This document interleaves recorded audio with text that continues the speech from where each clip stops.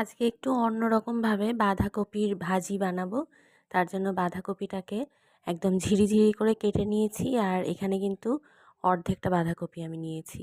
আর এদিকে কড়াইয়ের মধ্যে দিয়ে দিয়েছি সাদা তেল। তেলটা গরম হয়ে গেলে পরে এর মধ্যে একটা শুকনো লঙ্কা দিয়েছি আর দিয়েছি সাদা জিরে। একটু ভাজা হলে পরে এর মধ্যে বেশ অনেকখানি রসুন কুচি দিয়ে দিয়েছি, একদম মিহি করে কুচিয়ে নিয়েছিলাম, সেটা দিয়ে দিয়েছি। রসুনটা ভাজা হয়ে গেলে পরে এর মধ্যে দিয়ে দিলাম পেঁয়াজ কুচি। পেঁয়াজটা কিন্তু একটু মোটা মোটা করে কেটে নিতে হবে, মানে ঝিরিঝিরি না, একটু বেশ মোটা মোটা করেই কেটে নিয়েছি পেঁয়াজটা। আর এখানে দুটো পেঁয়াজকে এরকম মোটা করে কেটে দিয়ে দিয়েছি। তো পেঁয়াজ আর রসুনটাকে ভালো করে ভেজে নেব প্রথমে।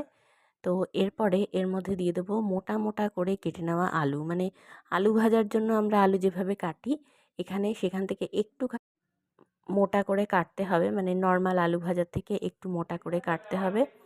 তো সেই আলুটাকেই দিয়ে দিলাম পেঁয়াজটা যখন হালকা ভাজা হয়ে যাবে তখন। এবারে আলুটা দিয়ে এটাকে নাড়াচাড়া করে ঢাকনা চাপা দিয়ে ভাজা ভাজা করে নিতে হবে, যাতে আলুটা বেশ নরমও হয়ে যায়, আবার বেশ ভাজা ভাজাও হয়ে যায়। এই সময় আমি পরিমাণ মতন লবণ আর হলুদ গুঁড়ো আর সামান্য লঙ্কার গুঁড়ো দিয়ে দেবো।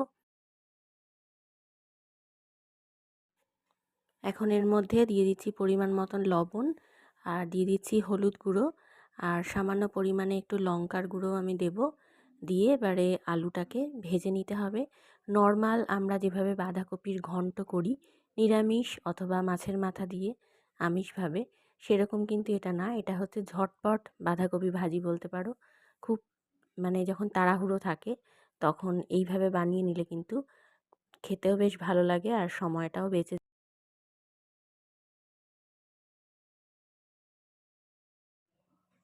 তো এখন আলুটা ভাজা হয়ে গেলে পরে এর মধ্যে আমি বাঁধাকপি কুচোনোটা দিয়ে দিচ্ছি, আর তার সঙ্গে দিয়ে দিচ্ছি কয়েকটা কাঁচা লঙ্কা, চেরা কাঁচা লঙ্কা।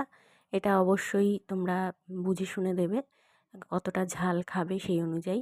এবারে ভালো করে নাড়াচাড়া করে সব কিছুর সঙ্গে মিশিয়ে নিতে হবে, আর তারপরে ঢাকনা চাপা দিয়ে এটাকে একটু লো ফ্লেমে রান্না হতে দিতে হবে। তো আমি কিছুক্ষণের জন্য এটাকে ঢাকনা চাপা দিয়ে রেখেছিলাম। দেখো বাঁধাকপি কিন্তু অনেকটাই মজে গেছে। এবারে এইরকমভাবেই এটাকে মাঝে মাঝেই ঢাকনা চাপা দিয়ে লো ফ্লেমে রান্না করে নিলেই এই বাঁধাকপির ভাজিটা একদম তৈরি হয়ে যায়। এটা সকালবেলার তাড়াহুড়োর সময় অবশ্যই বানিয়ে নিতে পারো।